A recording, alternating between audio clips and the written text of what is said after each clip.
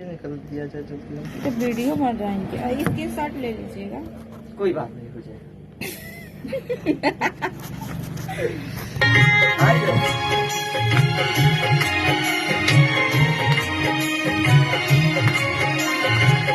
मानते आशीष गलिए गलिए बारे भैया मेरा गलिए बारे हो।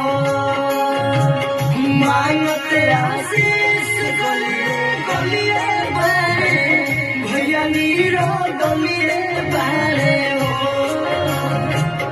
इन्हीं के विजयी बा नहीं होए चाची भैया मेरा गलिए बारे हो। इन्हीं के विजयी बा नहीं होए चाची भैया मेरा गलिए